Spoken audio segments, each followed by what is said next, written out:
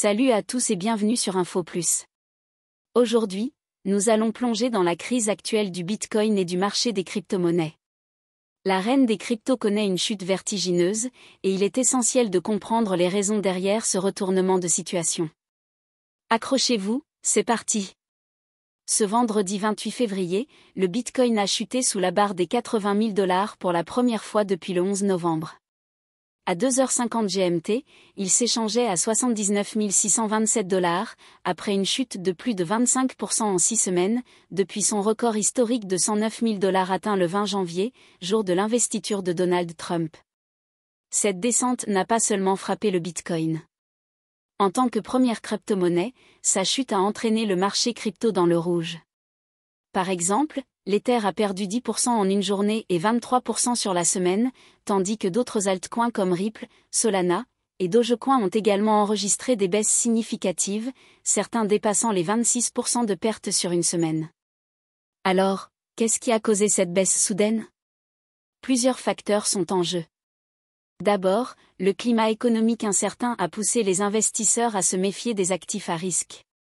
En raison des tensions géopolitiques, notamment une guerre commerciale imminente entre les États-Unis et des pays comme la Chine, de nombreux investisseurs ont décidé de se retirer de leurs actifs spéculatifs et de se tourner vers des placements jugés plus sûrs. De plus, la semaine dernière, le marché a été refroidi par la news choquante d'un vol de 1,5 milliard de dollars en crypto-monnaie sur la plateforme Bibi. Un incident qui a considérablement ébranlé la confiance des investisseurs dans la sécurité de leurs actifs numériques. Donald Trump, bien qu'affichant des positions favorables aux cryptoactifs, a récemment annoncé de nouveaux droits de douane de 10% sur les produits chinois, ce qui a exacerbé les inquiétudes liées à une guerre commerciale. Ce contexte a également pesé sur le Bitcoin, les investisseurs craignant un impact négatif sur l'économie globale. Initialement, l'élection de Trump et ses promesses d'assouplir la réglementation sur les crypto-monnaies avaient propulsé le Bitcoin vers les sommets, mais l'inconstance actuelle de ses engagements et l'absence de mesures concrètes en faveur des cryptoactifs ont incité beaucoup à attendre et à observer, plutôt qu'à investir. Il est important de comprendre ce qu'est un bear market. Dans les marchés financiers, un bear market est quand un actif subit une chute de plus de 20% de sa valeur. À l'inverse, un bull market désigne une période de hausse où un actif prend plus de 20% de valeur. Aujourd'hui, avec la chute du Bitcoin, on se demande si nous sommes déjà en phase de bear market. Les marchés des crypto-monnaies sont notoirement volatiles, oscillant entre ces phases de hausse et de baisse. La prudence est donc de mise pour les investisseurs, qui doivent s'informer et ajuster leur stratégie en conséquence. Les conséquences pour les investisseurs sont considérables.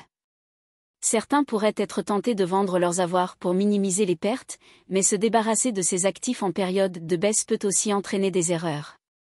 La meilleure stratégie reste souvent de garder son calme et d'évaluer la situation sur le long terme. Stéphane von Anisch, de la société BitGo, évoque l'environnement macroéconomique exigeant et souligne que cette situation n'est pas surprenante. Les investisseurs espèrent toujours des mesures concrètes du gouvernement américain, qui pourraient prendre du temps à se concrétiser. Alors, que faire dans un tel environnement ? Il est essentiel pour les investisseurs de rester informés, de surveiller les évolutions du marché, et surtout de ne pas céder à la panique. N'oubliez pas de partager vos réflexions dans les commentaires ci-dessous. Pensez-vous que le Bitcoin pourra se relever de cette chute ? Et que faire face à cette volatilité ? Abonnez-vous à notre chaîne pour ne rien rater de l'actualité liée aux crypto-monnaies. Merci de votre attention et à très bientôt.